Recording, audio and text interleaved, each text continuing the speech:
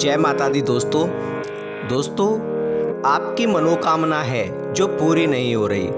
आपका कोई कार्य है जो बनते बनते बिगड़ जाता है। ना जाने कितनी बार ऐसा हुआ है कि आपको उम्मीद होती है कि पैसे आने वाले हैं और इन पैसों से हम यह खरीदेंगे, यह करेंगे और तमाम काम आप अपने मन में सोच लेते हैं। लेकिन होता क्या है, पैसे नहीं आ पाते, उससे पहले खर्चे इतने आ जाते हैं कि पैसे आने से पहले ही खर्च हो जाते हैं। दोस्तों, कार्य भी ऐसे होते हैं कि बन रहा है, अभी होने वाला है, आज हो जाएगा, कल हो जाएगा, परसों हो जाएगा और होते होते 2 महीने 3 महीने साल भर हो जाती है, लेकिन कार्य नहीं हो पाता। और होने को भी होता है तो होते होते काम बिगड़ जाता है, आपका कार्य होता ही नहीं है। क्यों ऐसा क्यों होता है दोस्तों?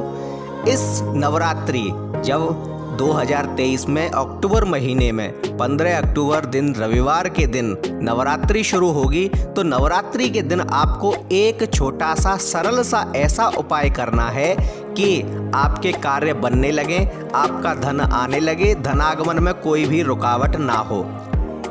दोस्तों, आर्थिक परेशानी ऐसी परेशानी होती है जब मनुष्य के ऊपर आती है तो उसे कुछ और सूझता ही नहीं है। येन केन प्रकारेण किसी भी प्रकार से धन आए, लेकिन धन है कि आता ही नहीं है। आप आगे आगे उसे पकड़ने के लिए भागते हैं और धन और भी आगे चला जाता है। यानी कि आपका साथ माता लक्ष्मी नहीं दे रही है, माता रानी आपसे रुष्ट हैं, आपका कोई भी कार्य बिगड़ रहा है, बन नहीं रहा है। तो क्या करना चाहिए दोस्तों? हर मंदिर में जाकर, जहाँ मंदिर मिलता है, आप वहाँ ढोक लगाते हैं। ढोक लगाकर आप विनती करते हैं कि मेरा फला काम हो जाए, मैं यह मनोकामना मांगता हूँ और यह पूरी करूँगा, यह ऐसा करूँगा, यह वैसा करूँगा। लेकिन फिर भी आपके कार्य नहीं बनते हैं। तो क्यों नहीं बनते हैं, क्या किया जाए? तो दोस्तों, इस बार इस नवरात्रि में, एक तो यह नवरात्रि वैसे ही बहुत विशेष है क्योंकि माता रानी का आगमन हो रहा है। किसी भी नवरात्रि में जब माता रानी का आगमन होता है, शक्तियाँ अपने चरम पर होती हैं, तो कार्य बनने लगते हैं, मनोकामनाएं पूर्ण होने लगती हैं। लेकिन कुछ ऐसी भी नवरात्रि, जैसे कि इस नवरात्रि माता रानी गज यानी कि हाथी पर सवार होकर आ रही हैं, जो कि अत्यंत ही शुभ है। और साथ ही इसी नवरात्रि बुद्धादित्य योग भी बन रहा है। तो यह नवरात्रि अपने आप में बहुत विशेष है और इस नवरात्रि पर अगर आप यह उपाय करते हैं तो यकीन जानिए कि आपके घर होने वाली आर्थिक समस्या, मानसिक समस्या सब समाप्त हो जाएंगी। अगर संतान की ओर से भी आपको कोई कष्ट है, आपके कुटुंब में, आपके परिवार में संतान ज़्यादा पनप नहीं रही है, आपको बड़ा कष्ट होता है, संतान नहीं हो रही है या संतान आपके वश के बाहर है, आपकी बात नहीं मानती है, तो दोस्तों आप यह उपाय कीजिए, आपको 100% लाभ मिलेगा। धन संबंधी कोई भी परेशानी है, आपका धन अटका हुआ है, मिल नहीं रहा है, आपको नौकरी नहीं मिल रही है, आपको जीविका चलाने के लिए कोई साधन नहीं मिल रहा है, कर्जा बढ़ता जा रहा है और अब तो कर्जा भी मिलना मुश्किल हो गया है, क्या खाएं, क्या करें? अगर ऐसी भी परेशानी है तो भी इस नवरात्रि आप यह छोटा सा उपाय कीजिए, आपको अत्यंत ही लाभ होगा, आपकी आर्थिक समस्याएं समाप्त होने लगेंगी। क्या है ये लाभ और ये हमारे काम बिगड़ते क्यों हैं? तो दोस्तों, इसका कारण है कि भगवान ने प्रत्येक कुल को एक कुलदेवी और एक कुलदेवता दिया हुआ है, जिसकी जिम्मेदारी होती है उस परिवार की, उस कुल की रक्षा करना, उसकी सहायता करना, उसका मार्गदर्शन कराना। दोस्तों, लेकिन हम लोग यह भूल गए हैं कि हमारी कुल देवी कौन है, हमारे कुल देवता कौन है, और हम उन्हें पूजते ही नहीं हैं, जिससे वे हमसे रुष्ट हो जाते हैं। और जब आपके घर के कुल देवी देवता ही आपसे रुष्ट हैं तो बाहर वाला आपकी सहायता कैसे करेगा? तो दोस्तों, इस नवरात्रि में यह एक छोटा सा और सरल उपाय कीजिए, जिससे आपकी नवरात्रि में आपकी कुल देवी, आपके कुल देवता दौड़ते हुए आपके घर आए कि मेरे बच्चे मुझे बुला रहे हैं। जब माँ को आप बुलाते हैं, माँ आपसे कितनी भी रुष्ट हो, कितनी भी आप उसकी अवहेलना कर दीजिए, वह आपसे रुष्ट हो के आपसे अलग रहने लगी है, आपसे दूर रहने लगी है। लेकिन जब आप परेशानी में होते हैं और आप अपनी माँ को बुलाते हैं माँ कहकर, तो माँ अपने सारे कार्य छोड़कर भागती हुई आती है कि मेरा बच्चा मुझे बुला रहा है, और वह आके आपके सारे कष्टों को हर लेती है। यही होता है कुल देवी और कुल देवता के साथ। आप कितना भी उन्हें भूल गए हैं, आप उनका नाम तक याद नहीं है आपको। आप कहेंगे जब हमें नाम ही याद नहीं है तो हम किसके निमित्त पूजा करें, कैसे उन्हें मनाएं।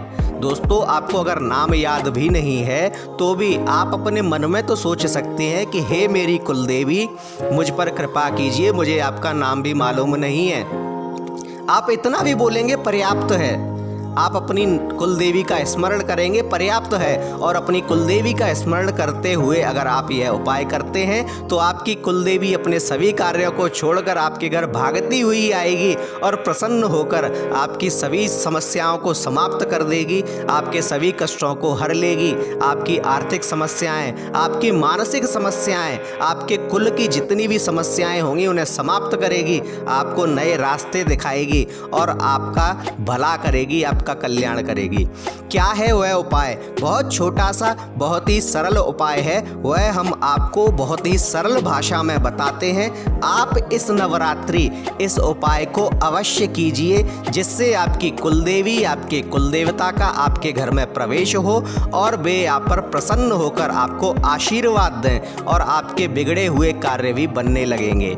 दोस्तों, यह उपाय है एक लाल पोटली का। वह पोटली आपको कैसे बनानी है, उसमें आपको क्या रखना है और वह आपको कहाँ लगानी है। दोस्तों, अगर आप यह कर लेते हैं तो 100% आपकी कुलदेवी दौड़ती हुई आपके पास आएगी और प्रसन्न होकर आपके सभी कार्य बनाने लगेगी।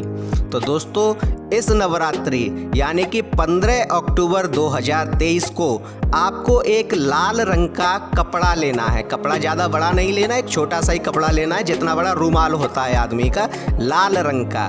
उस लाल रंग के कपड़े को आप लेना है। कपड़ा स्वच्छ होना चाहिए, साफ होना चाहिए और चारों तरफ से एक जैसा ही होना चाहिए।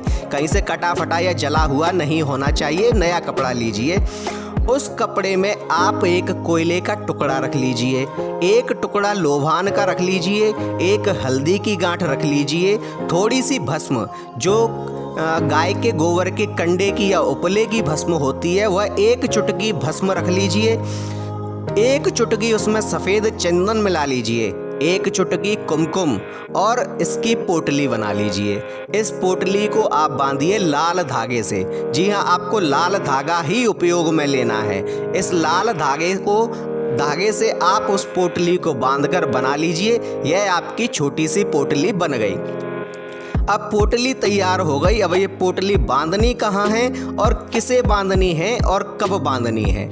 तो नवरात्रि जिस दिन शुरू होगी, यानी कि नवरात्रि की प्रतिपदा जिसे पड़वा भी बोला जाता है, पड़वा वाले दिन रात्रि को घर के मुख्य द्वार के भीतर की तरफ, यानी जिस तरफ आपका घर है उस तरफ अंदर आकर, घर के बाहर नहीं, घर के अंदर की तरफ दरवाजे के ऊपर एक पीतल की कील गाड़ लीजिए और घर का जो सदस्य है, सदस्य मतलब पुरुष, स्त्रियां नहीं, पुरुष जो सबसे बड़ा है वह, अगर घर में कोई बड़ा नहीं है तो कोई बालक है लेकिन पुरुष हो, अगर वह भी नहीं है तब यह काम स्त्रियां करें, अन्यथा घर का पुरुष ही यह कार्य करेगा।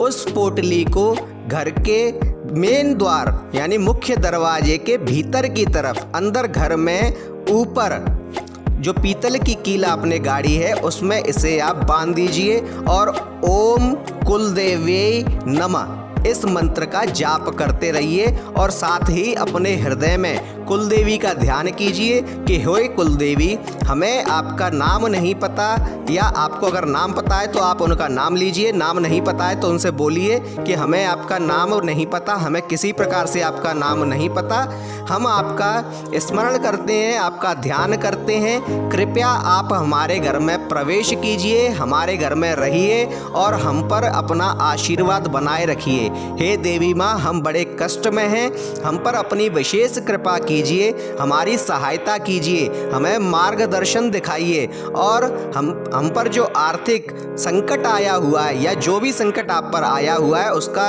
विवेचना कीजिए कि हम पर फलां संकट आया हुआ है, कृपया इस संकट को टाल दीजिए। हे देवी माँ, हम पर अपना आशीर्वाद सदैव बनाए रखिए। दोस्तों, यह स्मरण करते हुए उस पोटली को आप वहाँ बांध दीजिए और 9 दिन जब आप माता रानी की पूजा करेंगे तो उसे भी धूप और दीप उस स्थान को भी आपको दिखाना है जो आपकी कुल देवी देवता का है। दोस्तों, जब मनुष्य का घर सुखी होता है तो वह मनुष्य पूरे संसार में सुख वर देता है। यह उपाय 100% कार्य करेगा और इस प्रकार जब आप अपनी कुलदेवी का स्मरण करके उस पोटली को बांधेंगे, उसकी पूजा अर्चना करेंगे तो आपकी कुलदेवी आपसे प्रसन्न होकर आपके घर में वास करेगी और सभी नकारात्मक शक्तियां आपके घर से बाहर होंगी। अगर किसी ने आपके घर को भी बांध दिया है, कोई नज़र दोष है या कोई अन्य दोष भी है तो वह भी समाप्त हो जाएगा। आप पर कोई बड़ा कष्ट आने वाला होगा तो वह भी टल जाएगा या बहुत कम में होकर चला जाएगा। दोस्तों, यह जब आपकी कुलदेवी आपसे प्रसन्न होंगी, जब आपके कुलदेवता आपसे प्रसन्न होंगे तो भगवान का आशीर्वाद आपको सीधे रूप में मिलेगा। दोस्तों, आपके सभी कार्य बनने लगेंगे, आपके घर में इतना धन आने लगेगा कि आपकी पीढ़ियां बैठकर खाएंगी। जब तक आप उस कुलदेवी को पूजते रहेंगे आपके सभी कार्य बनते रहेंगे। जैसे ही आप उसे विसर्जित करेंगे, आप उसे भूलने लगेंगे, वैसे ही आप फिर परेशानियों में घिरने लगेंगे। तो दोस्तों, कभी भी अपनी कुलदेवी देवताओं को भूलिए मत। और अगर आप उन्हें नहीं जानते हैं तो आप यह तो जानते ही हैं कि वे आपकी कुलदेवी हैं, उनका नाम नहीं जानते तो उन्हें कुलदेवी के नाम से ही संबोधित कीजिए, वे इसी में प्रसन्न हैं। आप उन्हें प्यार से माँ कहिए, वे माँ के नाम से ही प्रसन्न हैं और आप पर अपना स्नेह बरसाएंगी, आप पर अपनी ममता बरसाएंगी, आपके सभी कार्य बने लेंगे।